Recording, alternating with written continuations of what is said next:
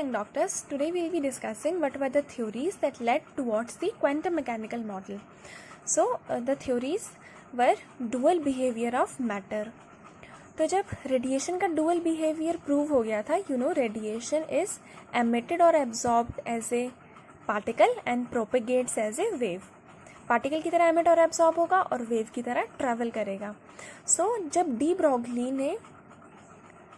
Broglie came to understand the dual behavior of radiation, he gave a hypothesis in the year 1924 कि अगर radiation dual behavior possess कर रहा है, so matter shall also possess dual behavior, and it was a hypothesis because universe radiation और matter से ही बना है and universe loves symmetry. If this is having dual behavior, then this shall also be having dual behavior. तो अगर इसका dual behaviour है that means it is behaving like wave as well as particle. तो अगर ये wave की तरह behave कर रहा है it must be having wave length matter waves, और जो वेव्स मैटर से निकलती हैं उनको कहते हैं matter waves and wave length with lambda. और अगर इसका पार्टिकल बिहेवियर है इट मस्ट पोजेस मोमेंटम. तो लाइक फोटोन मैटर वेव्स की भी मैटर भी इसकी भी वेव लेंथ होती है एंड मोमेंटम पोजेस करता है. और later on Davisson and Germer ने एक्सपेरिमेंटली भी डिफ्रैक्शन का एक्सपेरिमेंट से प्रूव किया कि electron beam is undergoing diffraction which is a characteristic of wave. That means electron की जो बीम है वो वेव लाइक प्रॉपर्टीज एग्जिबिट करती है और उसका जो वेव लेंथ है that is equal to h upon mv, where h is Planck's constant, m is mass of electron, v is velocity of electron, or h upon p. This was the formula given for matter waves की wavelength. And if we write this in terms of kinetic energy, so we know kinetic energy is half of mv square and momentum is mass into velocity, linear momentum. अगर हम p दोनों जगह square कर दें, squaring on both sides and applying putting the value of p square, यहाँ से v square निकाल के यहाँ पे पुट कर देते हैं in equation first, put in first. So this will be kinetic energy is equal to half of m into v square is p square divided by m square. So m and m square will get cancelled. So kinetic energy की value आ जाएगी p square divided by 2m, which implies that p is equal to under root of kinetic energy into m into 2. Putting this value here, so matter waves की wavelength is h upon under root of 2m kinetic energy. This is in terms of kinetic energy of electron, moving electron. So this is true कि matter also possess wave like behavior as well as particle like behavior. लेकिन matter से जो waves निकलती हैं उनकी wavelength का formula होता है h upon under root of 2m kinetic energy और lambda is equal to h upon mv. यानी मास जितना ज़्यादा होगा बॉडी का वेवलेंथ उतनी ही कम निकलेगी, वेवलेंथ उतनी ही कम होगी, और वेलोसिटी भी जितनी ज़्यादा होगी वेवलेंथ भी उतनी कम निकलेगी. दैट इज़ वाई जो बड़ी मास वाली बॉडीज़ होती हैं मैक्रोस्कोपिक बॉडीज़, उनसे जो वेव्स मैटर वेव्स होती हैं they are of negligible wavelength, and जो माइक्रोस्कोपिक बॉडीज़ होती हैं they have considerable wavelength of matter waves, which means de Broglie matter waves are associated with microscopic object which is in motion. In theory is Heisenberg uncertainty principle.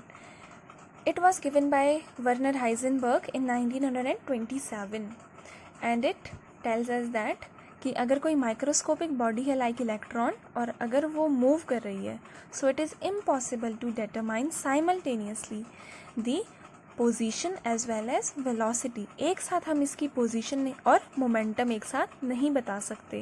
जैसे हमने अगर इसको light से aluminate किया इसकी position बताने के लिए, तो लाइट से स्ट्राइक करने के बाद इलेक्ट्रॉन की वेलोसिटी माइट गेट चेंज्ड. तो वेलोसिटी चेंज हो जाएगी तो हमने पोजीशन तो बता दिया बट हमें इसकी एग्जैक्ट वेलोसिटी पता नहीं चलेगी. सो जब भी हम दोनों चीज़ें साइमल्टेनियसली कैलकुलेट कर रहे हैं तो थोड़ी बहुत उसमें अनसर्टेनिटी आती ही है, यानी कि एरर आता है उसके मेजरमेंट में. और जो दोनों का एरर होता है, फॉर एग्जांपल अगर पोजीशन का एरर आ रहा है डेल्टा एक्स, अगर हमने सिर्फ इतना ही एक्यूरेटली मेजर किया है पोजीशन, और अगर हमने delta we, this is the uncertainty in measurement of momentum. तो मोमेंटम और पोजीशन के मेजरमेंट की जो अनसर्टेनिटी का प्रोडक्ट है, this value will be greater then और इक्वल टू एच अपॉन 4 पाई, यानी कि ये वैल्यू मिनिमम एच अपॉन 4 पाई तो होनी ही चाहिए और उससे ज़्यादा भी हो सकती है, but never less than H upon 4 pi. This is Heisenberg uncertainty principal, कि एक साथ हम एक्यूरेटली पोजीशन और मोमेंटम डिटरमाइन नहीं कर सकते। अगर इसकी अनसर्टेनिटी ज़्यादा है तो इसकी कम होगी, अगर इसको हमने ज़्यादा प्रिसाइजली मेजर किया है तो इसकी अनसर्टेनिटी कम होगी। So we can also P momentum is what? Mass into velocity. Mass is a constant value and mass की value we know with certainty. So m delta V must be greater than or equal to h upon 4 pi. And mass here is multiply, तो यहाँ पे जाके हो जाएगा divide. This value is delta x delta V greater than or equal to h upon 4 pi m. So this is the second formula by which we can solve the numericals, where delta x is not the position but the uncertainty in position, and v is not the velocity but the uncertainty in velocity. H is Planck's constant, pi is a constant, and m is the mass of electron, whose value is 9.11 into 10 raised to the power minus 31 kg. We have discussed two formulae. First one was delta x into delta v greater than or equal to h upon 4 pi m. And second one was lambda for matter wave, lambda is equal to h upon mv or h upon root 2 mke. What were the conclusions of this Heisenberg uncertainty principle? Bohr के model ने बताया था कि electron revolve in orbits with fixed value of energy and radius, लेकिन electron भी no particle की तरह travel नहीं करेगा, it will travel as wave. तो जब वेव की तरह ट्रैवल करेगा that means at a given instant हम इसकी position and velocity simultaneously determine नहीं कर सकते। जब दोनों साइमल्टेनियसली नहीं बता सकते यानी इलेक्ट्रॉन का डेफिनेट पाथ नहीं होगा। And Heisenberg uncertainty principal hold good for microscopic bodies. अगर बॉडीज़ मैक्रोस्कोपिक होंगी तो उनके केस में अनसर्टेनिटी की value will be very small, whereas in case of microscopic bodies like electron, uncertainty की values will be higher. So while dealing with microscopic bodies like electron, हम इसका definite path नहीं बता सकते, हम सिर्फ probability बता सकते हैं कि electron के मिलने की probability कहाँ पर ज़्यादा है. So this would be explained in next model which is quantum mechanical model. And Bohr model भी इसलिए fail हुआ because it could not explain this and it could not explain line spectra of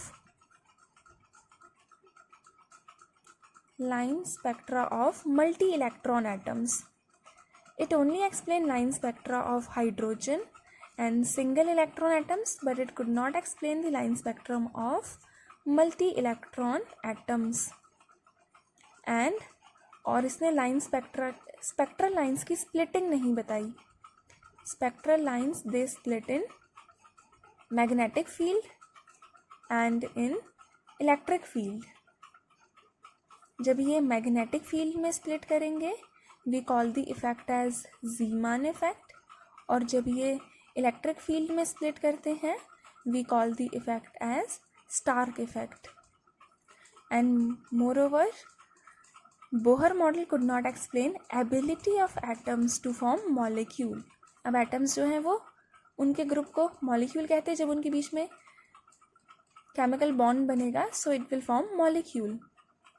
तो molecule की formation कैसे होती है और by chemical bond formation कैसे होती है. So Bohr model couldn't explain this, and it also couldn't explain dual behavior of matter and Heisenberg uncertainty principle.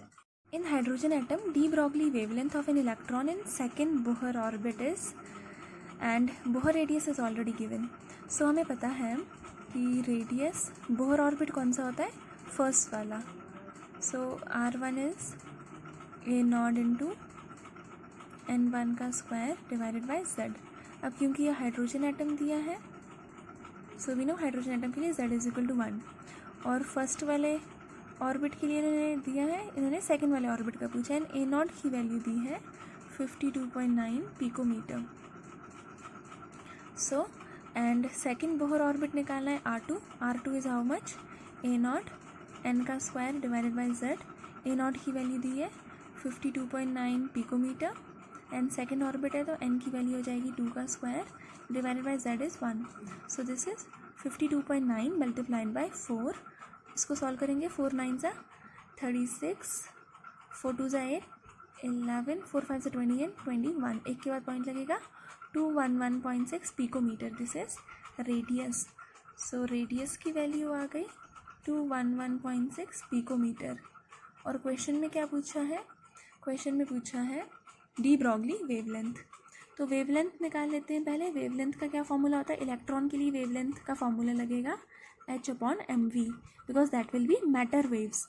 और यहाँ पे हमें रेडियस को ऐसे लिंक करें, ऐसा कौन सा फॉर्मूला है जो रेडियस और वेलोसिटी या फिर इलेक्ट्रॉन के किसी भी चीज़ को लिंक करता है, दैट इज़ एंगुलर मोमेंटम का formula mvr is equal to nh/2π। अब इन दोनों को रिलेट करने के लिए हम यहाँ से mv का फॉर्मूला निकाल लेते हैं। mv is how much, nh/2πr। और इस वाली वैल्यू को अगर हम यहाँ पे पुट करें, so this will be lambda is equal to h/mv कितना है, nh/2πr। 2πr here is divide, यहाँ पे ये मल्टीप्लाई हो जाएगा न्यूमरेटर के साथ। सो h into 2πr divided by n into h। h and h will get cancelled and second Bohr orbit है तो n की वैल्यू भी 2 होगी, तो 2 and 2 will also get cancelled which implies lambda की वैल्यू हो जाएगी पाई इंटू r। एंड हमने r की वैल्यू पहले ही कैलकुलेट कर ली 211.6। So lambda will be 211.6 pi picometre. ये हो जाएगी wavelength of second Bohr orbit which is option B. A 0.66 kg ball is moving with a speed of 100 meter per second. Associated wavelength will be. So ball जो move कर रहा है, ball is a particle, ball is a matter, और matter के साथ जो waves associated होती है matter waves. So lambda will be h/mv for wavelength of matter waves. So h की value is Planck's constant. This is 6.6 into 10 raised to the power minus 34. Mass is given how much, 0.66, and velocity is given as 100 meters per second. So we know 0.66 multiplied by 10 would be 6.6. 10 and 10 will get cancelled. So lambda की value आ जाएगी 10 raised to power minus 34. This is 10 raised to power 1.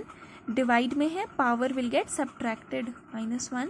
So answer would be 10 raised to the power minus 35 meter, which is option C. This is 10 raised to power minus 35 meter. Uncertainty in position and momentum are equal, then uncertainty in velocity is. So uncertainty की बात हो रही है, we know this principle, Heisenberg uncertainty principle. Uncertainty in position and uncertainty in momentum would be greater than or equal to h/4π. Uncertainty in position and momentum are equal. That means delta x will be equal to delta p. ये value हमें given है।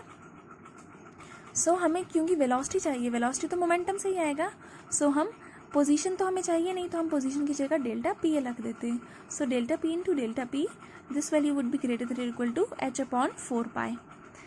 And इसका हो जाएगा delta P का whole square, this value will be greater than equal to h/4π। And we know delta P is how much, this is m into delta V, mass into uncertainty in measurement of velocity because mass is constant. So इसको यहाँ पे apply करेंगे, m into delta v का whole square, this value would be greater than equal to h/4π। और हमें सिर्फ velocity की uncertainty चाहिए, सो इसको यहीं पे रख देते हैं।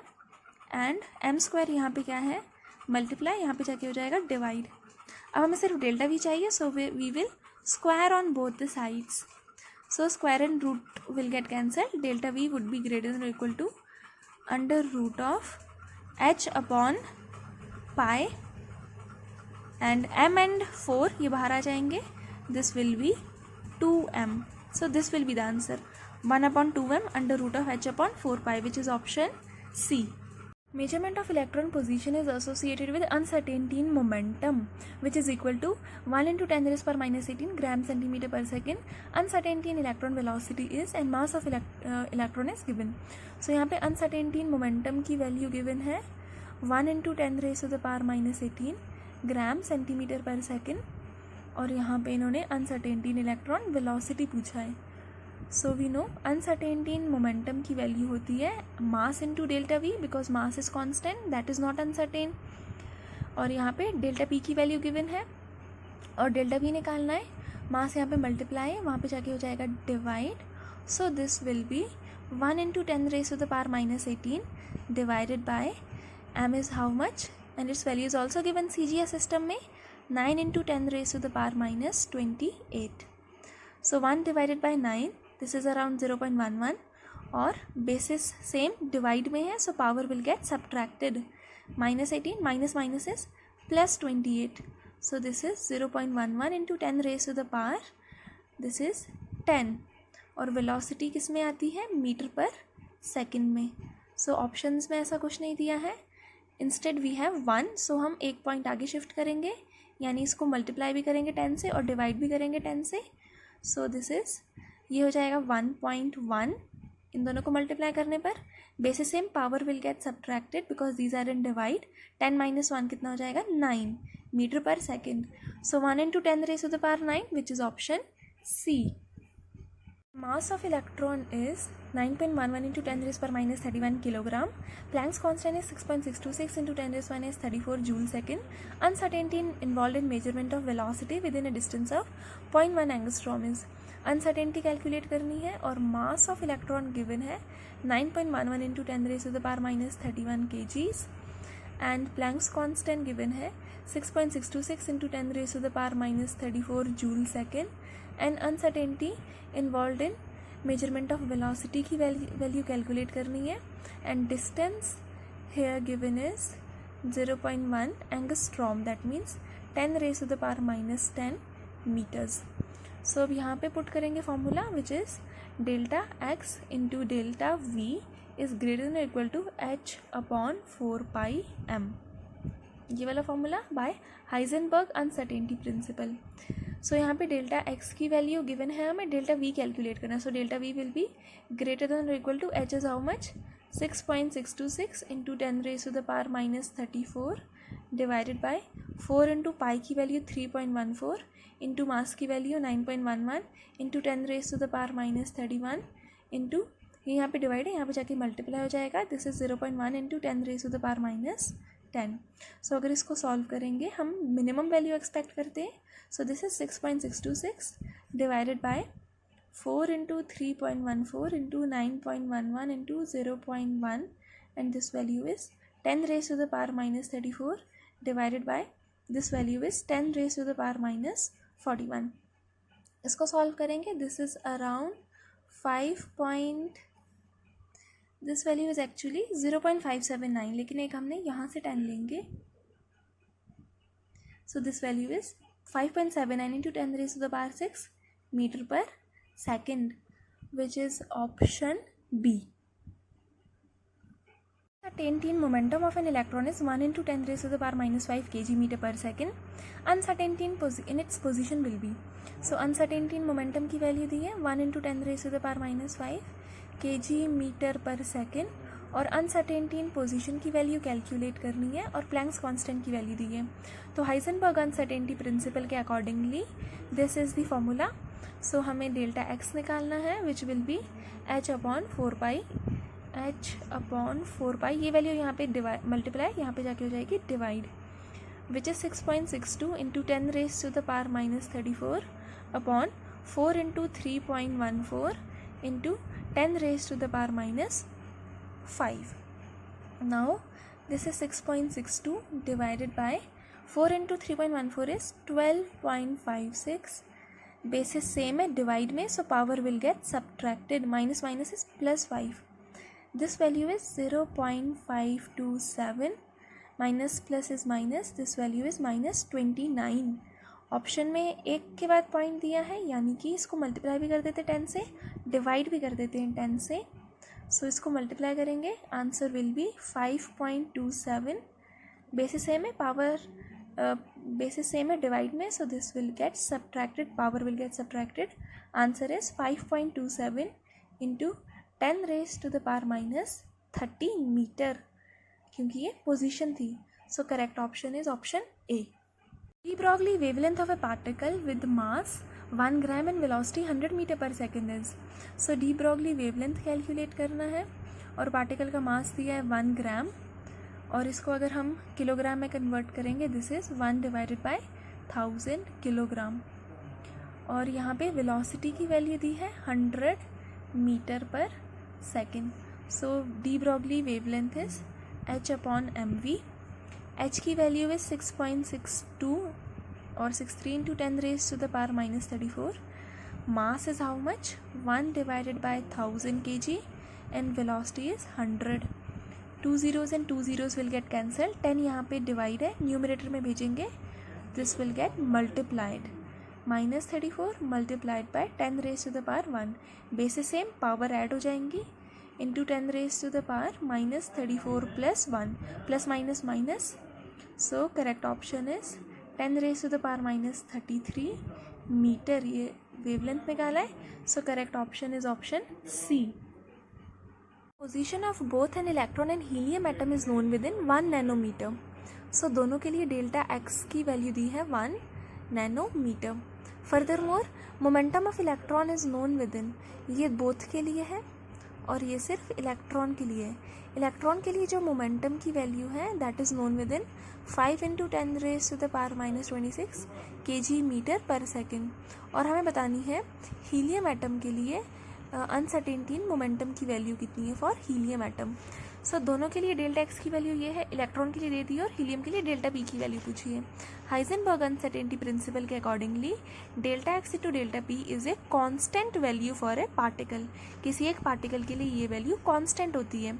सो अगर इसके लिए डेल्टा एक्स की वैल्यू 1 नैनोमीटर है और डेल्टा पी की वैल्यू 5 इंटू 10 रेज़ पर माइनस 26 है, तो हीलियम के लिए भी अगर डेल्टा एक्स की वैल्यू ये है, सो डेल्टा पी की भी वही वैल्यू होगी because this product is constant. So that means option will be 5 into 10 raised to the power minus 26, which is option D.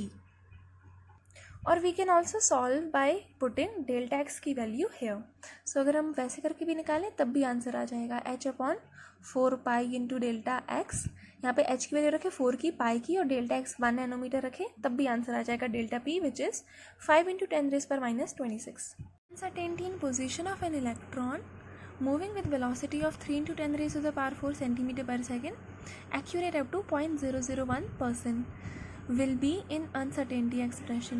So यहाँ पे हमें uncertainty in position निकालना है, यानी कि डेल्टा एक्स की वैल्यू फाइंड आउट करनी है और वेलोसिटी की वैल्यू गिवन है, लेकिन ये वेलोसिटी की है which is accurate up to 0.001%, यानी इसके मेजरमेंट में अनसर्टेनिटी कम है.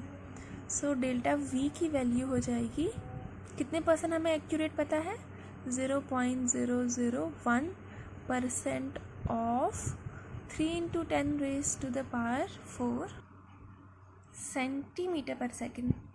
परसेंटेज को नंबर में कन्वर्ट करना है, so we'll divide this by 100. Of means multiply, 3 into 10 raise to the power 4. सो 2 zeros and 2 zeros will get cancel, यानी कि बेसिस सेम है, पावर डिवाइड में, सो power will get subtracted. This is 0.003 multiplied by 10 raised to the power 2, which is 2 points आगे shift हो जाएगा, so this is 0.3. Next delta v की value आ गई. अब यहाँ पे हमें निकालना है डेल्टा एक्स की वैल्यू फाइंड आउट करनी है. So delta x into delta v is equal to h/4 pi m by Heisenberg uncertainty principle. Delta x निकालना है विच इज़ h की वैल्यू दी है 6.626 into 10 raise to the power minus 27 erg second divided by 4 into pi is 3.14. Mass of electron is 9.11 into 10 raise to the power minus 28 in gram. ये CGS system है और delta v की value दी है 0.3. तो अगर हम इसको सॉल्व करें, 4 into 3.14 into 9.11 into 0.3, this is 34.326 this is 6.626 and this is 10 raised to the power minus 27. Bases same, divide में, so power will get subtracted, minus minus is plus 28. This value is 0.193 and this is 10 raised to the power 1. So ये आ जाएगा 1.93 centimetre, क्योंकि हमने CGS system में लिया था. So the correct option is option C. The following statement do not form a part of Bohr model of hydrogen atom. First is energy of electron in orbits are quantized. ये postulate तो था Bohr के model में कि energy की value जो है integral multiple है minus R H into Z square divided by n square, ये वैल्यू आती है. It is always quantize.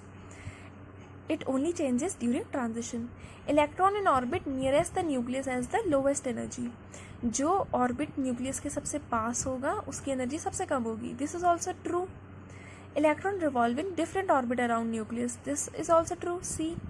Position and velocity cannot be determined simultaneously.